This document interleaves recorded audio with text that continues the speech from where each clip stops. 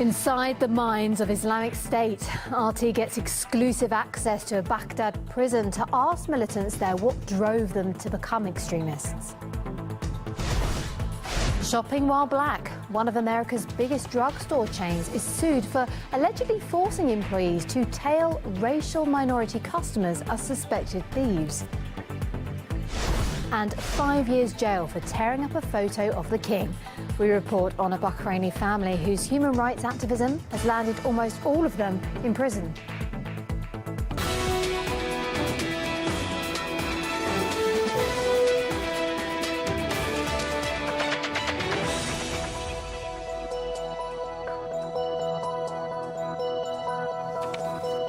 Hello there, you're watching RT International. You're with me, Katie Pilbeam. It's just gone 12 o'clock in the afternoon here in the Russian capital. Welcome to the programme.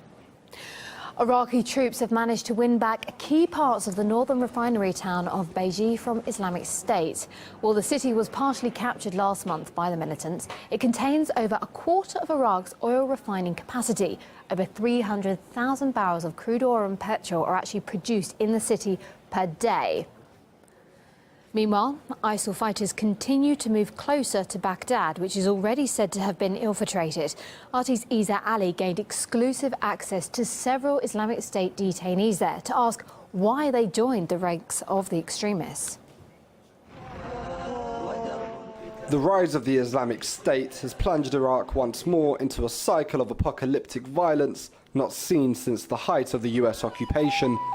As well as controlling huge swathes of territory in Iraq and also Syria, the militants are thought to have hundreds of sleeper cells operating inside Baghdad itself, causing a nightmare for the country's security forces. We are on our way to the facility which houses the 13th Regiment of the Ministry of Interior's police, and we're going to be interviewing some of the detainees they're holding there who have been fighting for the Islamic State. And we want to really try to get an idea of what exactly has motivated these men to sign up. These two men, Abu Bara and Abu Osama, are Sunni Muslims from Baghdad and were part of one such cell. Abu Osama is 27 years old. He says he was recruited into ISIL when he was in prison on petty crime charges. He rose to become a cell leader.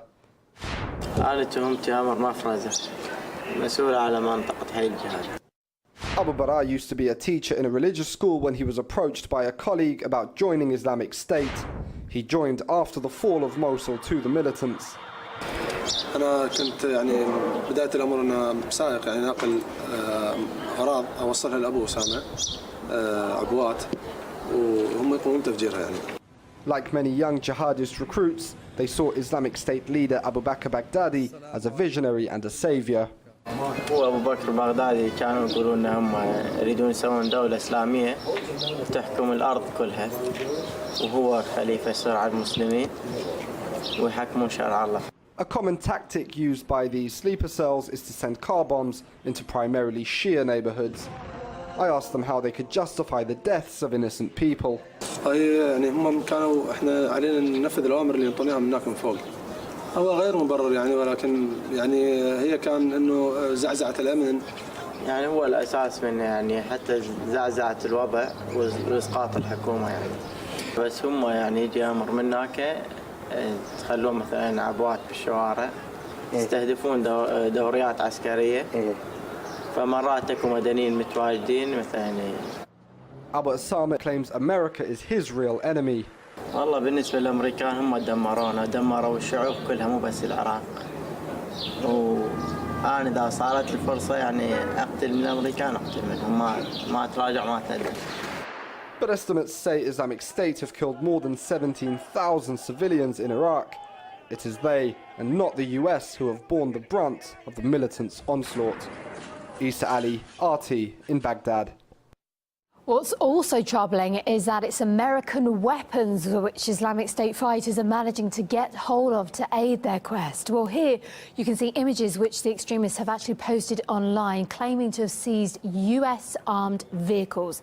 Well, the American Humvees were allegedly used in suicide bombings when Islamic State took the city of Ramadi in mid-May. Militants blasted through Iraqi security defences with the vehicle's armoured plating protecting the driver until he detonated his explosion device. Well, American weapons falling into enemies' hands isn't something Washington seems too surprised about. We have to recognize that sometimes our engagement and direct involvement will stimulate and spur additional threats to our national security interests. It's not only Humvees ending up in Islamic State's possession. When the Iraqi military reclaimed one warehouse abandoned by the jihadists, it was littered with US-supplied equipment, as this video, which we obtained a few weeks ago, demonstrates. And last year then, over the border in Syria, the US mistakenly airdropped weapons right into Islamic State's hands. The aid was meant for Kurdish forces who were engaged in a bitter fight against the terrorists for a border town at the time, which actually eventually fell. Well, we talked to a former US Army veteran, Rory Fanning, about incidents like these ones. It's not enough that the U.S. created the conditions for ISIS to come about, but now we are arming them. And there is a huge surplus of military equipment of all shapes and sizes, tanks and MRAPs, Humvees, and they're just basically sitting on the border waiting to kind of be dropped into Iraq for the use of the Iraq army, which inevitably find their way into the hands of ISIS. So it's a recklessness, it's a commitment to profit without end by these defense companies. Well, as Iraq continues its struggle against violence and conflict, our correspondent Isa Ali, he reports more in the coming days to bring us further insight from the embattled country. A nation broken by war. The front line of jihadist terror. I travel to the heart of the conflict. Inside Iraq, on RT. The G7 leaders get down to some complex business today, discussing the main security challenges their countries face. Peter Oliver explains why